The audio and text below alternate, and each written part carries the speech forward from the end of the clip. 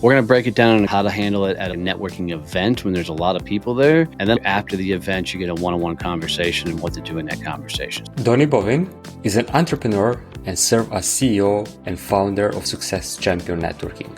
Donnie is considered one of the leading global minds on sales, business development, and business growth. He is the first person to make sales and business development relatable and human. We're taught networking is about sales. It's about finding clients and the likes. In truth, networking is really about growing other people's businesses. Donnie is a community builder at heart. He builds champions. Today, he helps small business owners leverage sales and business development to grow and then scale their business through Success Champion Networking, Badass Business Summit, Champions Table Masterminds, and the Champions 90 Challenge. Let's get to business and let's really open doors for people. In addition to running multiple businesses, Donnie runs a full working farms with goats, chicken, ducks, turkeys, and geese. His podcast, Growth Mode, ranks among the top podcasts globally. He's a 5-time best-selling author and highly sought-after public speaker. This is why so many people got burned out on networking.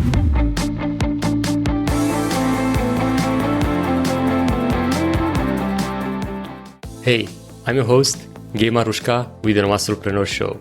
Quick one before the episode starts. About 80% of you watching, you didn't hit that follow or subscribe button. If you get any value from this, if the stories we share and the learnings that you get from my guests help you or your business in any way, can you please do me a favor and hit that follow or subscribe button? It helps the show more than you can even imagine.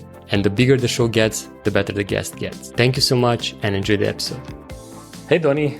Welcome to the No Masterpreneur Show. Dude, Gabe, I'm stoked to hang out with you, man. We had a good conversation the other day, and we should have recorded that because we really got into some fun conversations. I'm sure we'll replicate some of it here, but I'm really stoked to be hanging out with you, bud.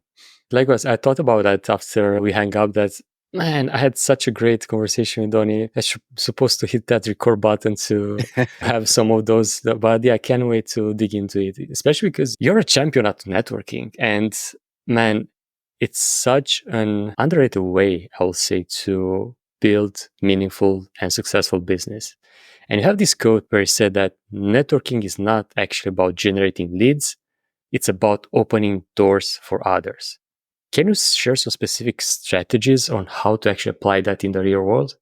Yeah, for sure. And thank you for the compliments. For me, what I don't think people understand, and it's not their fault. It's how we were brought up and taught networking, right? So we were taught networking is about sales. It's about finding clients and the likes. In truth, networking is really about growing other people's businesses, and I want people to really embrace that thought process.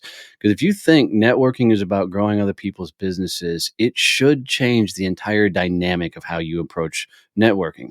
Because if you've got to go grow other people's businesses, then it changes the conversation you have. It changes the questions you ask. It changes the entire philosophy of networking. And people ask me, like, why the hell would I grow other people's businesses? I'm trying to grow my own.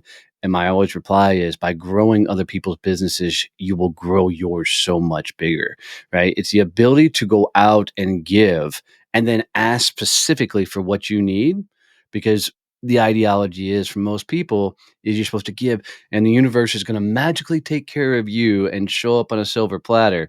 Well, anybody who's done that and given a lot like that knows that it never or very rarely gets reciprocated. So you got to grow other people's businesses so you get the opportunity to ask for specifically what you need, who you need to be introduced to, and it just changes the entire dynamics in networking. Indeed, it's not a miracle that will happen to you if you don't ask. And there is very famous saying that closed mouth doesn't get fed.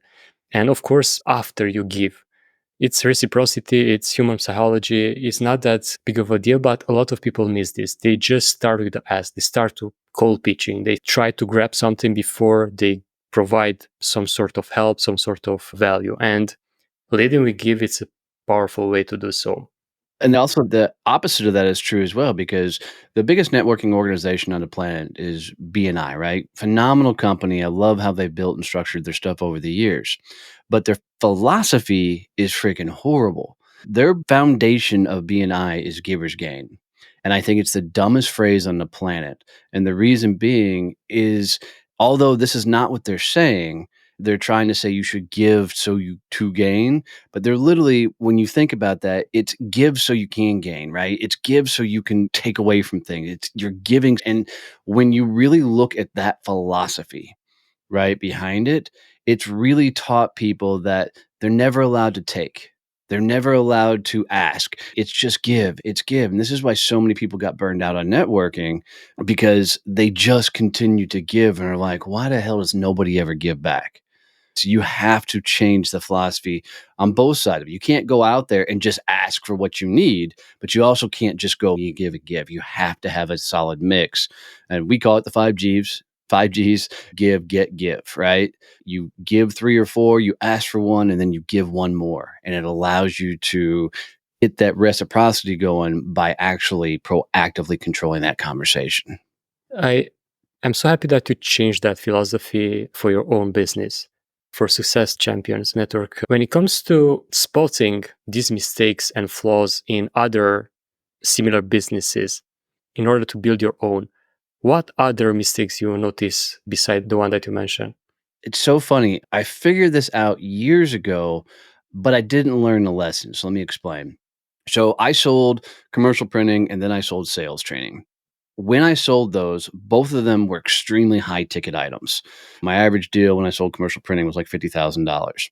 My average deal when I sold sales training was about $35,000, $40,000. So when I would be out networking, traditionally I'd go into a room that'd be filled with realtors and mortgage and title companies and all these people who sold B2C. Phenomenal people. I loved hanging out with them. But it always became a one-sided conversation because those type of people weren't talking to decision makers who could write a PO for a $50,000 print order, or who had sales teams of 10, 20 people. So I could open up a ton of doors for those people, but they couldn't ever reciprocate.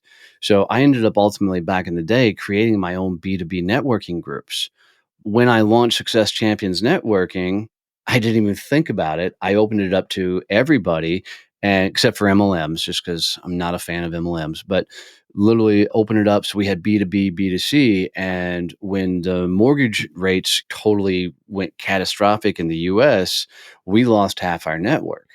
And at that point, I said, okay, that's it. We're going B2B only. And it was that moment of that clarity of, holy crap, we didn't realize, one, how much of a gap in the industry or how much a niche in the industry is, that people didn't have a place if they were B2B to go network. All they knew was places that were B2B and B2C. And so there was a lot of frustration. There was a lot of people who stopped networking because they could not find a place if they sold a high commercialized type product. If you're selling to manufacturing companies and you're selling into distribution companies and the likes, there's no point of you networking with a bunch of people who do B2C. And so one of the biggest things we fixed was we had to create an environment where it was B2B only. And man, was that such a right decision, because we got so many people to lean into us. Yeah. In addition to that, we took everything virtually. Admittedly, during the pandemic, we did that. But what we found is the B2B people, they don't have time to go drive into town and lose half a day, hour drive to get to the office, hour drive for the or hour for the meeting, hour drive home. You lose half a day going in these things. So we took it virtual, and that was an absolute game changer. There's a ton more. I got a whole list of things that we changed up, and I can keep going, but I don't want to completely cannibalize your show. No worries, you're here to share your experience and learnings from that. And I love that you stay flexible and you switch to online, and especially with that time saving activity to not needing to commute, to be able to actually build a business around your life rather than a business that is focused solely of making money and so on. And I know that you're living on a farm and having other outside activities that are not business related. And that's something that a lot of those listening strive for, to build a lifestyle business, not a business that it's just keeping them all day doing business stuff. Because you're on a podcast as well, you run in-person events too. How do you make sure that you're staying on top of things and be able to jungle all those? First, how I did it was I set out to build the business that way. Now, what I screwed up early on is I lived the business before I'd built it. So I'm like, I want to be able to work from home, do business whenever I want to, live the life I wanted. Yeah, that cost me a crap ton early on because I was already trying to live this freedom lifestyle without having earned it.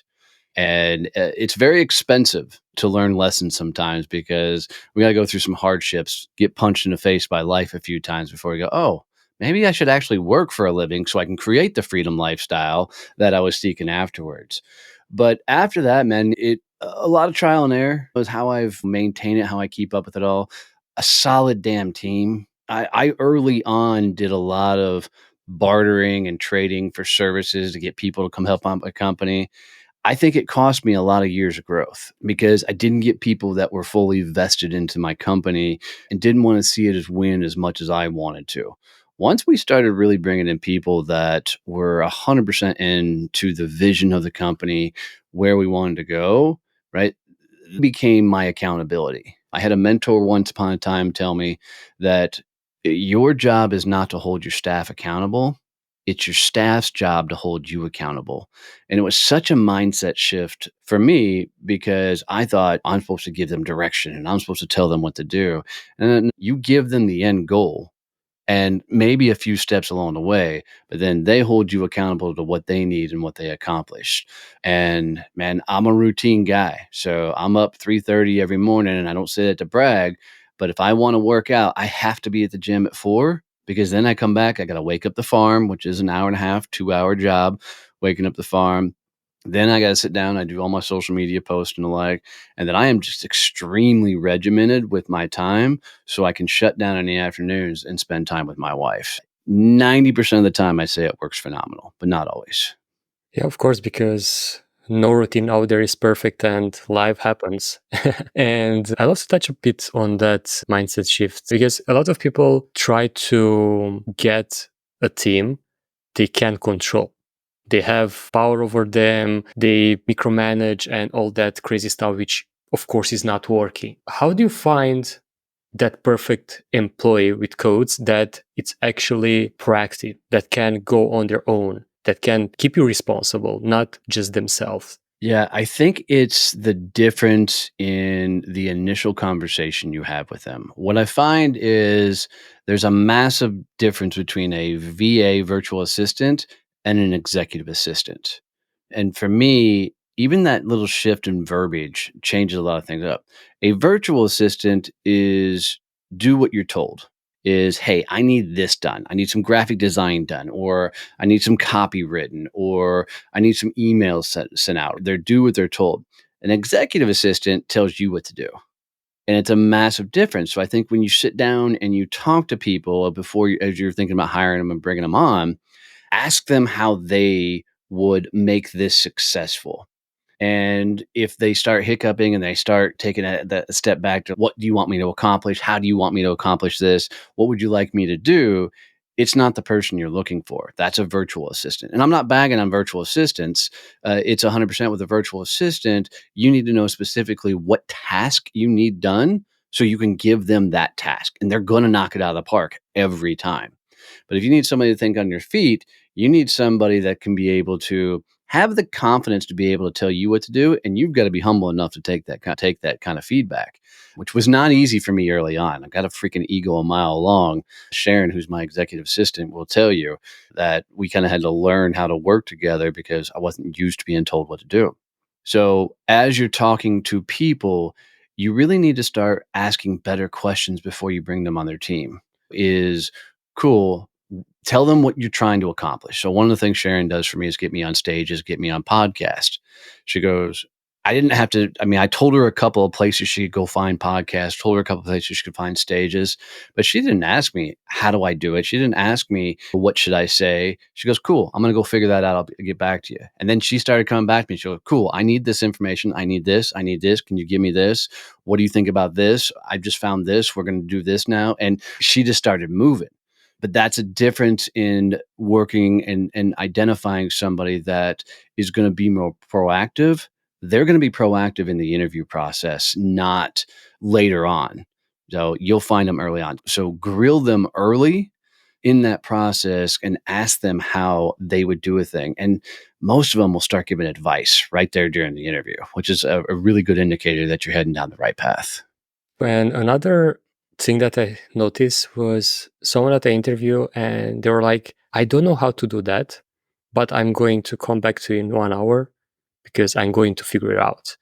And that attitude you want, someone that it's actually able to go do the research, do the thing they have to do in order to learn something new or to be able to actually help you in a way that you cannot. Let's say sometimes you might be overbooked and so on.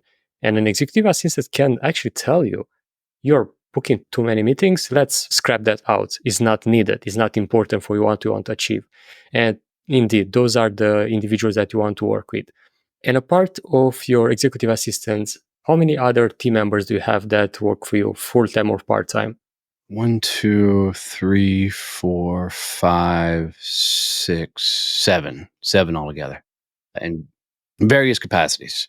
Which you think is the first position you should hire when you start growing? Executive assistant, without a doubt. That's your first rule. Whether you're a solopreneur, whether you're building any type of business, you have one job. And I explain it this way, and I love pushing this out there. Everybody knows who Tony Robbins is, right? One of the biggest motivational self-help whatevers. Whether you love him or hate him, I don't care. People, I ask people all the time, what's Tony Robbins' company? And people like, he's a motivational speaker. I'm like, did you know he has 105 companies to the tune of $7 billion? And most times people have no freaking clue that he's done this. And then I ask him, I'm like, what's Tony's job? 105 companies, $7 billion. What's his job? And they say to run his companies, be the visionary, blah, blah. I'm like, no, Tony has one job, and that is to be the face of Tony Robbins, to have his mug out there. And I'm sure deep down, Tony gives a shit about really helping people find success or go bigger in life. But if you go to TonyRobbins.com and you say, I need a coach, you're not going to get Tony, right? You're going to get one of his lackeys underneath him. And what I want people to understand is just like Tony's the face of his company, we have to be the face of our company, right? Which means we have to put ourselves out there so we are top of mind when anybody thinks about our products and services. If anybody thinks about networking, I want my name, I want Success Champions Networking's name to pop up first in people's mind because we've created such a valuable tool that more and more people are telling people about our groups and stuff. So if we think about it in that purpose, we've got to do things that allow us to go be the face of our company, allow us to go sell, allow us to be interviewed on podcasts, allow us to put out social content. So anything that keeps us from being out front, we have to get off our plates. So an executive assistant is the first hire you have to make, not marketing, not sales, not operational. You need somebody that can take your daily to-dos that are keeping you from getting out front and take them off your plate. Like now, I don't look at a single email. I don't look at my calendar except for the day of, just know where I'm going and what I'm going to be. I don't think about a lot of the operational things behind the company because I have Jessica now that takes care of all that. But literally, Sharon will tell me all the time, she goes, I just need you on stage. I need you on podcasts. I don't need you back here looking at emails, sending off emails. So she's all day long in Slack. She goes, how do you want me to reply to this? What do you want me to say here? How would you like this one to go? And allows me to just keep moving and not get bogged down by Canva or other little tasks along the way that'll completely derail you from being out front. So executive assistant, I'm not a VA, an executive assistant is the first hire you have to make. Yeah, that's powerful. And on that note, it's always confusing. What should an executive assistant do? They should take care of some of the marketing activities as well. They should take care of some other small tasks that you might have on hand, or should we be focusing only on taking care of your schedule, of your responsibilities, and so on? So my answer is anything that keeps you from being out front. When we brought Sharon on board the company, we sat down and just started writing out every mundane task I was doing. So from sending connections to writing emails to scheduling things to posting about upcoming events and meetings and things we had, we wrote it all down and just made a master list of all these mundane things. And then she just started going down a list going, okay, I'll take this. I got this. I got this. I got this. So step one is to literally, and most people haven't done this ever, is write down what you do every freaking day, from taking out the trash to talking to prospects to talking to clients. everything, write it down, right? And then we didn't do this, but we should have. Take 2 columns on a sheet of paper and go, this allows me to be the face of the company in one column. This keeps me from being the face of the company in the other column. And then start putting those things in the right column. And if it keeps you from being out front, that has to go to an executive assistant. And it's a surefire way to make sure you're doing the right things. And for most people, they're not going to grow a business big enough that they can outsource their sales. So quit trying. Learn to get good at sales, however you want to do it, right? You can be the automation person that does all the reach outs and the likes and all that. You can be the person who's getting on stages and podcasts and like that. You can be the cold caller. You can be the networker. I don't care which role you want to play. It's best if you have a combination of it all. But quit trying to outsource all that stuff. Get all the other crap off your plate so you can go do all that stuff, right? Nobody's going to go sell for you until you get a company big enough and you've learned the process of sales that you can teach somebody else how to be successful in your business. Then you can go hire somebody to go do sales for you. But yeah, make a list, give everything that keeps you from doing the things that'll move forward. Great advice, especially because a lot of us, we don't do that. We don't just write down the things that keep us busy and unfocused on the important things. What I do, I love tools and technology. I use an app that tracks every single activity that I do on my laptop. And at the end of each week, I notice where I spend my time. And I'm asking myself, is this important for my goal or not? If it's not, I put it on an outsource list. And I have actually 3 columns: must do, outsource, automation, and just remove that completely from my activities. And that works well for me. But the good old piece and paper can work tremendously well as well. But what I love about technology is the fact that sometimes we are not aware that we spend a lot of time on some activities that is just mundane or time wasters, and those we need to take care of first. In terms of activities that allows you to be the face of your company, I would love to chat more about networking, because a lot of us are doing it wrong. Not only by that mistake that you mentioned, that we just give and we never ask, but let's take in-person networking. How we nail that, because often happen without being able to be introduced to someone. It's just face to face with a new person, and how we go from there to actually building a relationship. Oh, we're going to have fun with this. Okay. So we're going to break it down in a couple of ways. I'll talk first about how to handle it at a networking event when there's a lot of people there. And then I'll talk about after the event, you get a one-on-one conversation and what to do in that conversation. So let's talk about the event first. So what most people do is they'll go to a happy hour after hours, they'll go to the bar, and then they'll find their friends and they'll hang out with their friends all night. Or if they're really introverted, they'll hang on the wall knowing they should get off the wall and go somewhere, but they don't do it. They don't find that courage.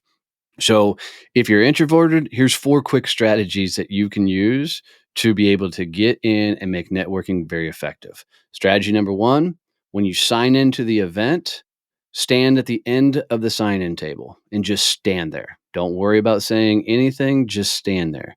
People ask me, why the hell would you stand at the end of the event table? And it's because eventually somebody's going to think you work there.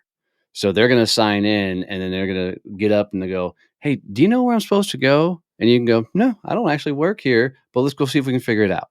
And you'll start getting in conversation just by standing at the end of the desk. Okay? Second way is you look at the person who's signing in and you say, hey, I'm trying to meet a couple people tonight, but I'm new here. I don't know anybody around here. Can you tell me who I should talk to that can help me introduce to some other people? And every time they're going to point out the 2 people. And then you just need to have 5 seconds of courage to walk up and say, hey, at the front desk, they said that I should talk to you, that you really know a lot of people here. And you instantly get connected to that right person. A third way to do it is you walk in and you go to the bar, you get your liquid courage, and then you walk straight to the wall. Get to the wall and start walking that wall until you run into somebody else who's introverted and sitting on that wall. When you get to that other introvert, you literally just say, hey, I'm an introvert too. I hate doing this stuff. Can we talk? Right? And you'll watch, you just rescued them, they'll lean in. Fourth way you can do this is take a wingman. Go find an extroverted buddy that's never met a stranger in their life and go with them. And after you sign in, that extrovert will take you into a crowd of people. The extrovert needs to leave. So you're there on your own. And then when you get that introverted, you're overwhelmed by people kicks in, go find your extroverted buddy. You catch up to him, they'll introduce you to some other people, and then they can move on. Right? It's the silliest thing, but it's the funnest way to get into a lot of conversations. Set a strategy for 2 appointments every time you go to one of those. Not sales calls, 2 appointments. And what you're looking for is people who are maybe your ideal client, but you're better off looking for people who sell to your ideal client so you can go have a cool conversation. So ask me any questions on that, and then we can talk about first in-person networking or one-on-one. I love that. And especially because I applied the last one with the women. I'm an introvert Yep. as well. And that I can confirm that work wonders because usually the extroverted friend, it's all over the place, like meeting 10 folks after 5 minutes we arrived. And after that, it's just a breeze. And I particularly love the fact that you mentioned that just book 2 calls. Because usually people think that if they should go to a networking event, they should literally collect, I don't know how many business cards or connections or phone numbers or whatever. That never works. But No. just 2 meaningful chats can literally change your business or who knows, maybe even life. And I want to highlight as well the fact that you mentioned to look for those that sell to your ideal customer. Powerful because if you partner with those individuals, it's a win-win situation for both. You maybe provide some services or value to their customers. They are happy as well. You too, because you get clients. And if you search just your ideal client, you end up with one probably valid connection that might refer you to others if you help them. But still, the opportunities are not that big. And I still want to stay a bit here into real life networking. What will be open liner? It's so hard sometimes to come up with those.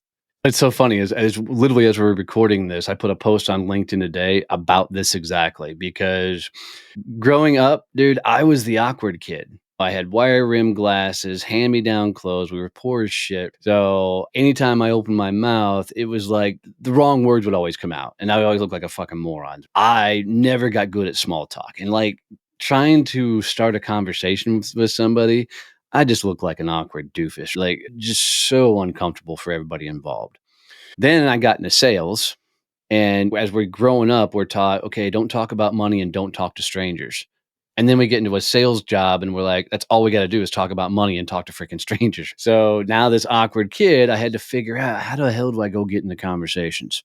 I found one freaking magical question, and this one works every damn time. And you can use it in any setting, any scenario, and it works. The question is simply this: how did you get into whatever their industry is? So, literally, if I were to ask you right now, Gabe, and just said, Gabe, tell me, how did you become a nomad? You're instantly going to go on a dialogue and start talking and telling me all kinds of things. And it's the funniest thing. People love to talk about themselves. And that question, if you don't know what industry they're in, you can literally just say, hey, how did you get into whatever it is you do? And they're just going to go because they love to freaking talk. I promise you, it's the best icebreaker on the planet. And I've never had it not work. Yeah, true. Even introverts love talking about themselves because they usually get ignored and they don't have the chance to talk. And anyone who asks that question should start talking right away. And then you find some commonality, something that you can relate to. And boom, you have a common ground and you can move from there to, oh, let's chat more on a call next week. And speaking of that, how soon you should book those calls? Oh, right then and there. Right. This is a mistake a lot of people say. Let's be honest. We all suck at follow up. I'm like the world's worst at follow up. I'm so bad that if we had a Zoom call meeting one on one and I said, I'm going to introduce you to somebody, if I don't make that introduction right then and there, I'm never going to make the introduction because I'm just going to forget about it. It's just part of my DNA, I guess. So knowing that I suck at follow up so bad, I will literally set the appointment right then and there. So if you and I are at an event and I realize, hey, this is somebody I want to go have a further conversation with, get into their world, see if I can open some doors for them. I'm right there at that event. And I'm like, hey, Gabe, let's do this. Pull out your phone a second. Let's find a date you and I can grab a Zoom, or let's find a date that we can go grab a coffee or a cocktail or something. And 99% of the time, they're like, all right, cool, let's do that. The only time people don't is because somewhere along the line you came across pushy or salesy of some sort, so they're a little gun shy of the moment. But if it's been a cool conversation, everybody's out there networking. Everybody's there to try and grow their businesses. And if you make the move to say, hey, let's go grab a coffee or let's grab a Zoom, and you schedule it right then and there, man, do 2 of those a night. And you don't have to worry about, damn, whose business cards did I collect? Who am I supposed to follow up with? Should I have taken notes on my business cards? Fuck all that. I don't even carry business cards anymore, because if I find the conversation valuable enough, I'm literally going to be like, hey, let me text you my information, because I want their cell phone. There's nothing more powerful than having somebody's cell phone, right? But set the appointments right there so you don't have to worry about the follow up later. And now I'll just send people, I'm like, dude, here's my Calendly link. Just take this, find a time to jump on there, and we'll get together then. And then I'll wait until they're done filling out my Calendly. Dude, that's awesome. And then I'm going to leave the conversation as quickly as possible. And the reason you got to leave the conversation is because beyond that point, you're going to start selling. Unintentionally, it's just a nervous tick, right? We all do it. But if you get in that conversation, you stay too long, right? All you're going to start saying, man, the company, blah, blah, blah, blah, blah. And next thing you're going to start pitching, and you're going to destroy the entire conversation. Get the hell out. Set the appointment, get out. That's a pro tip right there. And it's so freaking true. Every single time that I stay longer, that I exchange numbers or whatever, often after that, if I stay in the conversation, I start talking more about my business and what I do and how Every time. somebody can Yep. help them. And yeah, it's just natural, as you mentioned. And you can even hear it in your head. You're like, shut up, dude, shut up. And you just keep rattling off. It's just nervous energy. And speaking of energy and mindset, how important is mindset in networking? So I think that you have to break mindset down in 2 ways. There's the mindset you have to have when you walk in that room, right? When I sold sales training, a mentor of mine in there said, look, you've got to look at life like our sales training is the cure for cancer. And I love that philosophy, because if our sales training was so strong that it could cure cancer, that's a massive thing. But you got to believe in your products and services and the shit you sell like it's the greatest thing ever. And if there's any doubt, there's any hesitation in that, people pick up on read that instantly. Caveat, this is not about being cocky. Okay.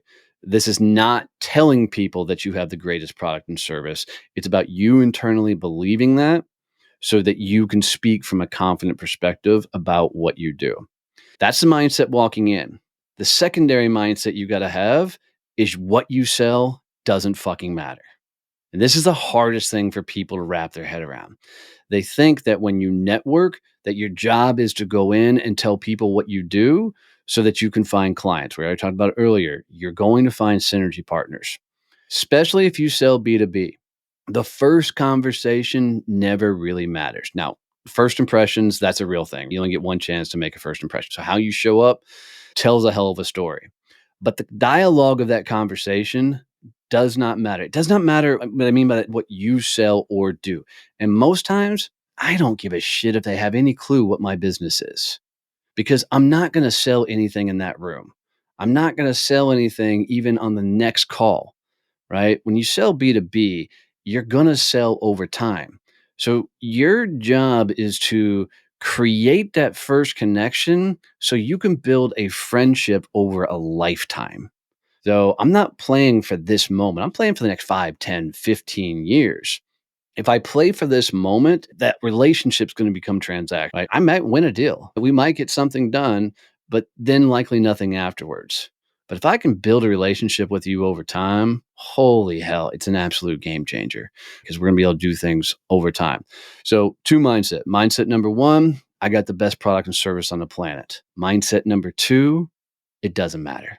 And it's really hard for people because nervous energy, everybody defaults back to pitch mode. They don't mean to do it, but they don't know what else to do next. So I got some tricks for that too.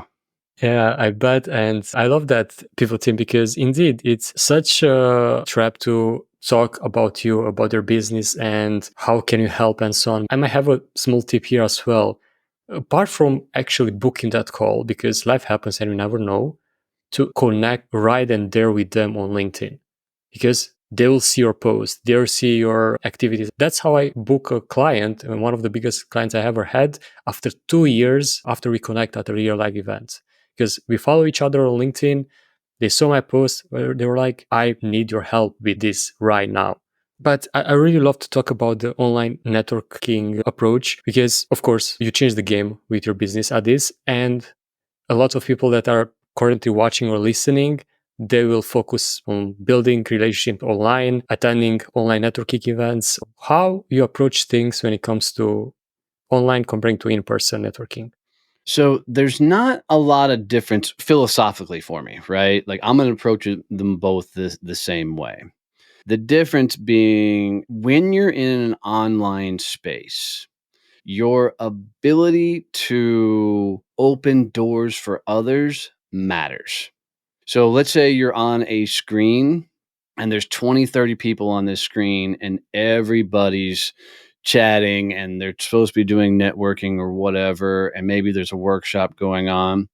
Behind the scenes in the DMs of that Zoom or whatever platform you're on, you need to be in your DM game, your direct messaging game, strong as hell. Okay. And what you need to be doing behind the scenes is asking the same questions you would be in person. So you send a DM and go, Gabe, awesome to hang out here with you. Tell me, how'd you get into what you do? It's the same move, same thing. And you start conversations.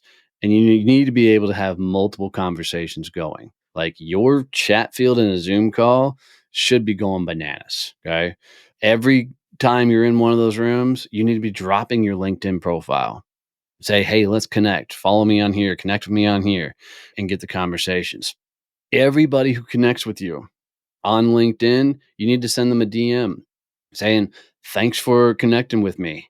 How did you get into whatever their industry in? That question is just so universal to get the dialogue going. For groups and things like us, you need to be proactively in a group that is filled full of peers that sell to the same type of clientele you do. That's why we launched B2B networking groups, because when you sell B2B, just a different game. And in those groups, as people are going around saying what they do, you need to think, cool, who can I connect that person with that will create a synergy for them? So if they sell, I don't know, copywriting services, start thinking who works with copywriters. Maybe it's website companies. Cool. What website people can I connect them with? And literally right then and there go, cool. I know Jessica, I know Bob, and start connecting them with. If you become known in person or online as the person that can connect people to the people they need to get to, it'll transform your entire company. Because what people don't understand is the value that comes from the trust of you being able to connect people to the right people increases the value of your connection with them. Like you should be the person that gets the call anytime somebody goes, man, I'm looking for whatever. I'm looking for a website. I'm looking for printing. I'm looking for insurance, whatever. You need to be the person that everybody goes, ooh, let me get to Gabe. Let me get to Donnie because I know they can get me connected to that person.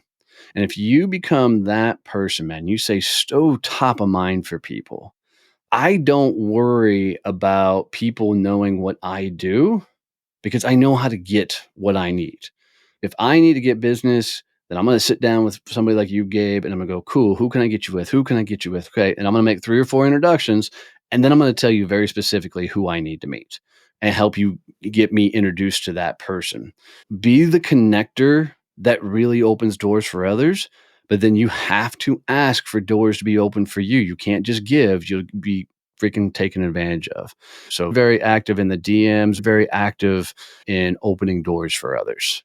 After you do those steps, what happened after? Let's say during that call that you book with them. So, if we're sitting across from somebody one on one, first Zoom call ever, I'm going to start it off the same way every time. This is my script, and people want to write it down, record it. This is my absolute script every time. Did this to Gabe when first time him and I met. And I'll look at him and say, Gabe, freaking man, I've got no agenda here. So why don't you tell me your story? I'll tell you mine and we'll see what the hell turns up. And I always let them go first. And the reason I want them to go first is because now I'm going to know how to tell my story. I'm going to get the information from them. They're going to walk me through how they went to school or their career and then how they got into their company and like all the things they give me ammunition as I get ready to tell my story.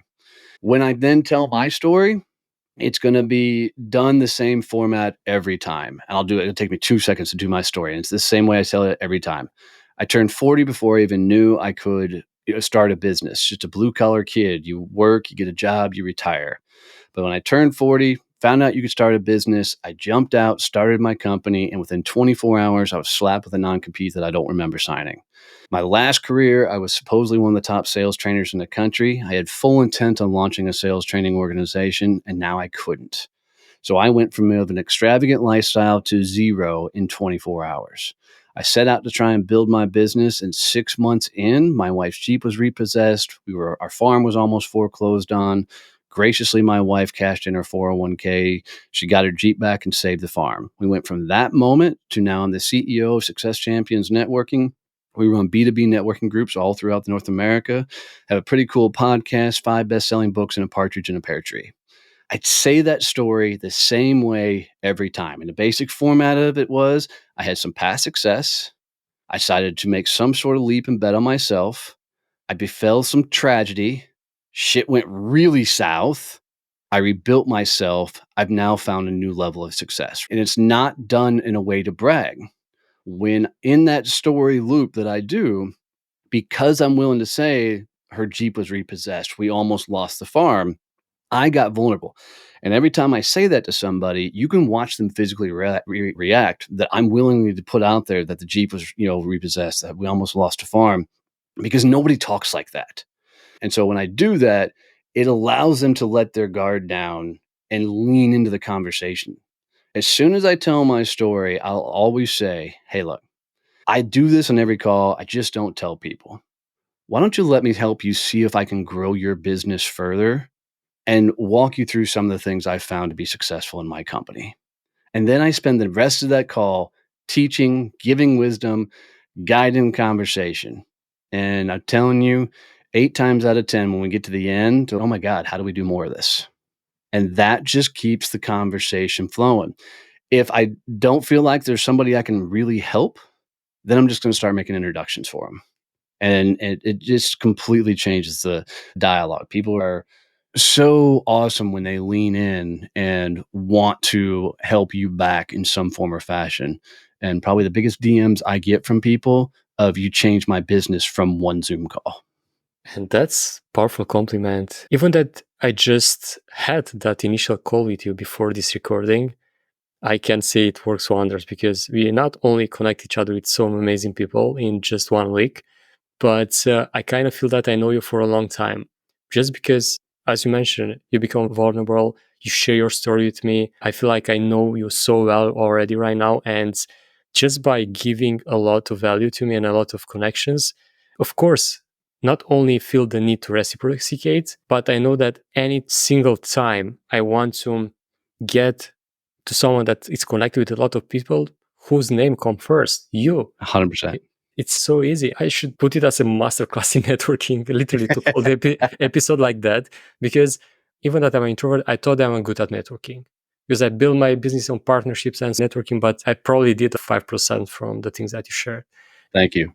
I will be taking notes after this episode. And on Success Champion Networking, you guys changed the game there. Now it's obvious because all this expertise that you have applying to your own business, it's not surprised that it become one of the fastest growing networking businesses in the world. How people can get into and what they get in return. So thank you for that. And it's pretty cool to see how fast we continue to grow. And I think people are just hungry for a different style of networking. People are tired of the traditional, let's go to a meeting, spend an hour doing stupid commercials with jingles and all this stupid stuff. In my world, man, let's get to business and let's really open doors for people. For anybody who's interested, you can go to successchampionnetworking.com and register to visit any of our chapters. The biggest difference is 1, you're B2B. 2, it's virtual. 3, we run 5 different styles of meetings. And the reason being is you can't just sit on a Zoom and do the same damn meeting each week. It's just going to wear you out. So we do masterminds and roundtables and hot seats and virtual coffees. We bring in approved speakers that go in and train in all of our different chapters. And there's a massive online community that is stupid active. Each chapter has their own space where they can talk and give information back and forth. There's a main platform where people can promote their stuff and put themselves out there. There's a ton of training. I have some amazing friends from speaking on stages, from just relationships I built. So I bring in some of the top names in the world to come into the community and teach at least once a month.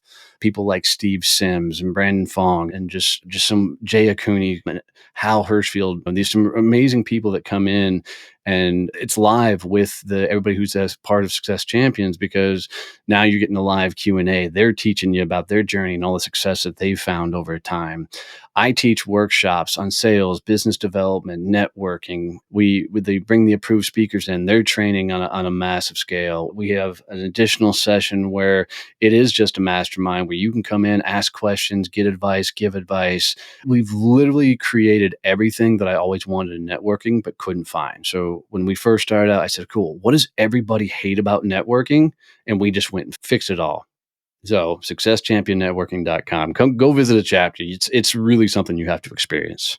Yeah, true. I'll put a link in the show notes as well. I love how you build this business because you literally solve your own problem and build something around it. And look what it became.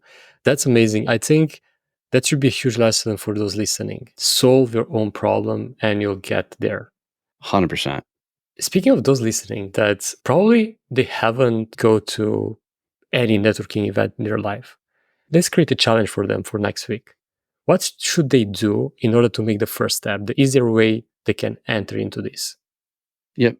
So first thing they need to do is identify where can they go network. Is it in person? Is it online?